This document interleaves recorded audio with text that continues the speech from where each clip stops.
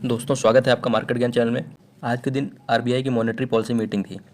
उसमें इन्होंने दो इंपॉर्टेंट डिसीजंस लिए आज, जैसे कि रेपो रेट को 0.5% डिक्रीज कर दिया, मतलब 50 बेसिस पॉइंट डिक्रीज किया है रेपो रेट को।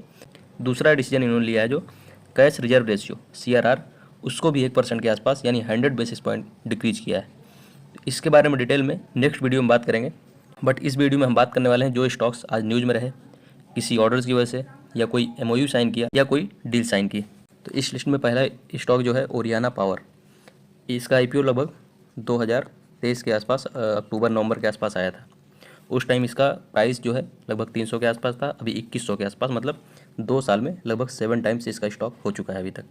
तो इनके बारे में अपडेट है। इनको 20 मेगावाट सोलर पावर प्लांट बनाना है, जिसका इंजीनियरिंग, प्रोक्योरमेंट, कंस्ट्रक्शन का काम करना है, और इसको ऑपरेशन एंड मेंटेनेंस का भी लगभग 3 साल तक इनको काम देखना है। ऑर्डर है इनको बांका डिस्ट्रिक्ट बिहार से रिसीव हुआ है, जिसमें 20 megawatt ground mounted solar PV यानी फोटोवोल्टाइक प्रोजेक्ट को एग्जीक्यूट करना है। पेंट इंडस्ट्री से इनको ऑर्डर रिसीव हुआ है engineering, procurement and commissioning of project with operation and maintenance for 3 years. Operation और मेंटेनेंस जो बाद में इनका प्रोजेक्ट रेडी हो जाएगा, उसके बाद ऑपरेशन एंड मेंटेनेंस के लिए लगभग 3 साल तक इनको उसमें ध्यान देना होगा, या उसको जो भी प्रॉब्लम होगी या मेंटेनेंस का काम है इनको 3 साल तक देखना होगा। शेड्यूल की बात की जाए कब तक कंप्लीट होना है, तो 2025-26 फाइनेंशियल ईयर में ये वर्क जो है पावर प्लांट का वो कंप्लीट हो जाएगा। इसकी अगर फाइनेंशियल वैल्यू देखें तो लगभग 98.63 या बोलिए 100 करोड़ के आसपास का इसका फाइनेंशियल वैल्यू है। तो ठीक ठाक ये ऑर्डर है इनका। और स्टॉक का रिटर्न्स जो रहा है पिछले 2 सालों में बहुत ही शानदार रहा है, मल्टी बैगर स्टॉक रहा है। और जो इसका सेक्टर है वो भी बहुत ही शानदार है, पावर सेक्टर। और पावर में भी ग्रीन एनर्जी यानी सोलर पावर प्लांट्स की मैन्युफैक्चरिंग काम करते हैं कंपनी। इसके बाद अगला स्टॉक है Afcons infrastructure limited. Shapoorji Pallonji company है। इंफ्रास्ट्रक्चर की लार्सन एंड टुब्रो के बाद अगर बोला जाए तो सबसे दिग्गज कंपनी मानी जाती है एफकॉन इंफ्रास्ट्रक्चर। इनको ऑर्डर रिसीव हुआ letter of award from Reliance Industries. Reliance Industries की तरफ से इनको लेटर ऑफ अवार्ड, मतलब ऑर्डर ही एक तरह से मानिए, रिसीव हुआ है। किसके लिए? कंस्ट्रक्शन करना है इनको, विनाइल प्रोजेक्ट खोलने वाले हैं गुजरात में रिलायंस इंडस्ट्री लिमिटेड। उसका जो सिविल वर्क है, मतलब बिल्डिंग बनाना या और भी बहुत सारे वर्क्स होते हैं सिविल से रिलेटेड, उसको कंस्ट्रक्शन का काम करना है इनको। और इसकी फाइनेंशियल वैल्यू अगर देखें तो 700 करोड़ के आसपास है। और प्रोजेक्ट का जो कंप्लीशन है वो जून 2026 तक कंप्लीट हो जाना चाहिए, मतलब आज से अगर देखा जाए तो लगभग 1 साल का इनको टाइम दिया गया है। तो 1 साल में ये वर्क कंप्लीट करना है, और 700 करोड़ के आसपास की इसकी फाइनेंशियल वैल्यू है टोटल। और रिलायंस इंडस्ट्री जो कि सबसे ज़्यादा मार्केट कैप वाली कंपनी है इंडियन इक्विटी मार्केट में जो लिस्टेड है, उनकी तरफ से इनको ऑर्डर रिसीव हुआ है।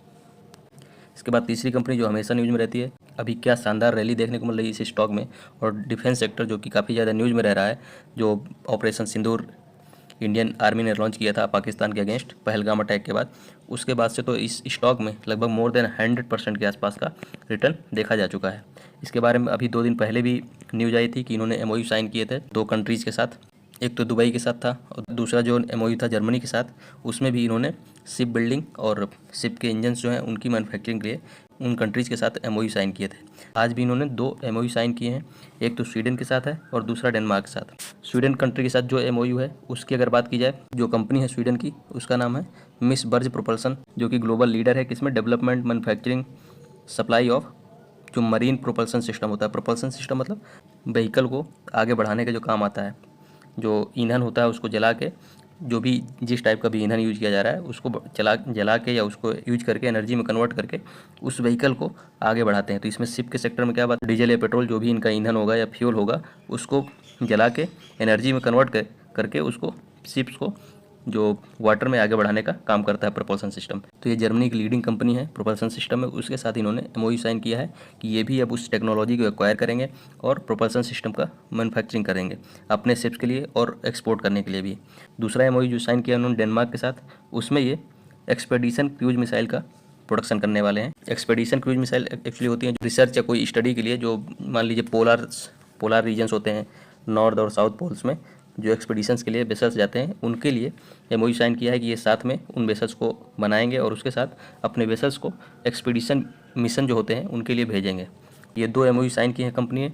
और 2 दिन पहले भी बहुत ही अच्छे इन्होंने 3 MOU साइन किए थे इंजन मैन्युफैक्चरिंग के लिए, और उसके साथ साथ शिप्स मैन्युफैक्चरिंग के लिए दुबई और जर्मनी की कंपनी के साथ। इसके बाद KPI ग्रीन जो कि रिन्यूएबल एनर्जी सेक्टर का काफ़ी अच्छा स्टॉक है, delta electronics India private limited के साथ MOU साइन किया है। जो कि इंडिया के ग्रीन एनर्जी ट्रांजिशन में हेल्प करेगा। इस एमओयू के थ्रू ये दोनों कंपनीज जो है मिल के काम करेंगी और इनके जो मिल के काम करने का सेक्टर होगा उसमें battery energy storage system, green hydrogen and EV charging का इंफ्रास्ट्रक्चर, जो ईवी चार्जिंग के लिए इंफ्रास्ट्रक्चर होगा उसको डेवलप करेंगे। साथ में मिलकर ग्रीन हाइड्रोजन का डेवलपमेंट करेंगे। उसके साथ साथ बैटरी एनर्जी जो स्टोरेज सिस्टम है उसको भी ये लोग साथ में डेवलप करने वाले हैं। और सोलर फोटोवोल्टोइक इन्वर्टर्स जो होते हैं, सोलार पीवी इन्वर्टर्स, एक्चुअली जो एनर्जी जनरेशन होती है सोलार पावर प्रोजेक्ट से वो होती है डीसी में, बट जो हमारे घरों में यूज होते हैं इक्विपमेंट्स उनको ज़रूरत होती है एसी पावर की।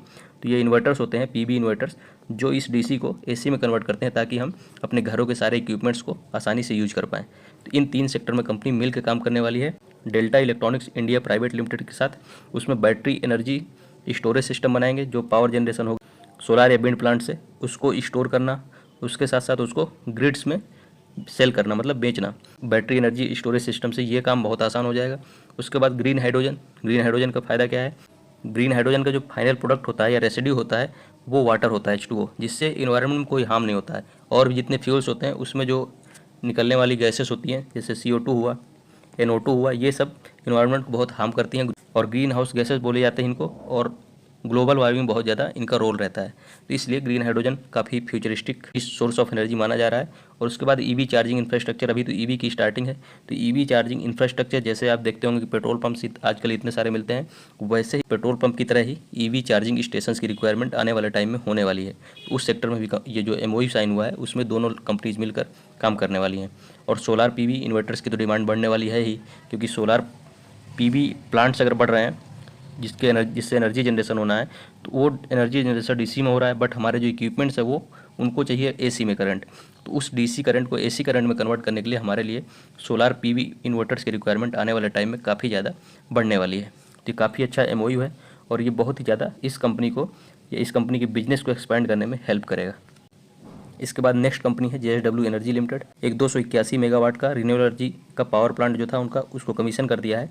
और दूसरा इन्होंने पावर परचेज एग्रीमेंट साइन किया अडानी एनर्जी मुंबई लिमिटेड से।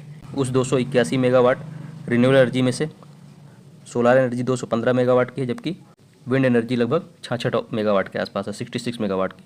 इसके साथ साथ इन्होंने बताया कि इस 281 मेगावाट रिन्यूएबल एनर्जी कैपेसिटी के साथ इनका जो टोटल कैपेसिटी है वो 12.5 गीगावाट के आसपास हो गया है, 12,499 मेगावाट। 250 मेगावाट विंड कैपेसिटी का अडानी इलेक्ट्रिसिटी मुंबई के साथ इन्होंने पावर परचेज एग्रीमेंट साइन किया है।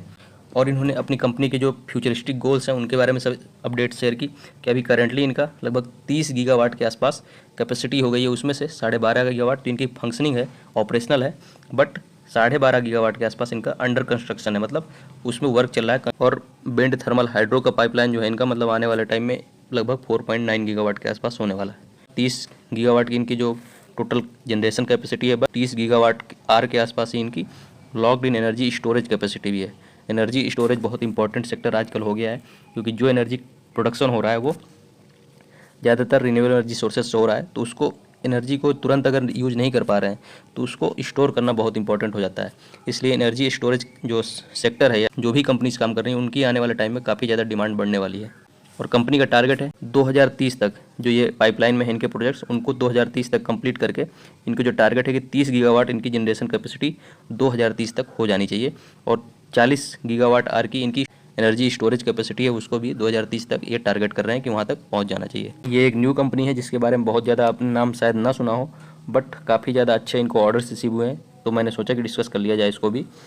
बहुत ज़्यादा न्यूज़ में नहीं रहती है, बहुत ज़्यादा इंपॉर्टेंट नहीं है, बट ऑर्डर्स बहुत अच्छे इनको रिसीव हुए हैं। रेलवे प्रोटेक्शन के लिए या रेलवे कोलिजन को अवॉइड करने के लिए बोलिए, एक टेक्नोलॉजी है जो दो ट्रेन्स को कोलाइड होने से रोकती है और एक्सीडेंट होने से रोकती है, मतलब उनको अवॉइड करती है कि कोलिजन हो, और उससे रेलवे में एक्सीडेंट्स को अवॉइड करने का काम करता है कवच सिस्टम।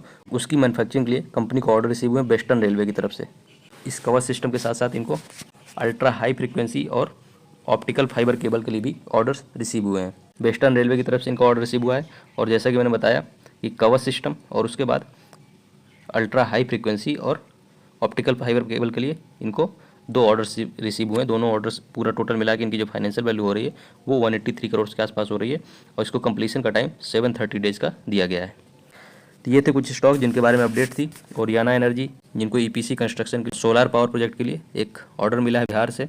उसके बाद एफकॉन इंफ्रास्ट्रक्चर, जिनको रिलायंस इंडस्ट्रीज की तरफ से एक मैन्युफैक्चरिंग प्लांट के सिविल वर्क का ऑर्डर रिसीव हुआ है। गार्डन रीच बिल्डर, जिन्होंने आज भी 2 MOU साइन किए स्वीडन और डेनमार्क के साथ प्रोपल्सन सिस्टम डेवलप करने के लिए, एक्सपेडिशन स्पेशल बनाने के लिए। उसके साथ साथ KPI ग्रीन एनर्जी, जिन्होंने तैयार किए। JSW एनर्जी, जिन्होंने एक पावर प्रोजेक्ट तैयार किया, उसको कमीशन किया आज। और अडानी के साथ इन्होंने पावर परचेज एग्रीमेंट भी साइन किया। कार्नेक्स माइक्रो सिस्टम्स, ये नई कंपनी है, ज़्यादा न्यूज़ में नहीं रहती है, बट इनको जो ऑर्डर्स रिसीव हुए हैं वेस्टर्न रेलवे की तरफ से, कवच जो कि एंटी कोलिजन सिस्टम है रेलवे के लिए, उसके लिए, और ऑप्टिकल फाइबर केबल जो अल्ट्रा हाई फ्रीक्वेंसी की होती हैं उनकी मैन्युफैक्चरिंग के लिए। ये कुछ स्टॉक्स जो आज न्यूज़ में रहे। धन्यवाद, मिलते हैं अगले वीडियो में।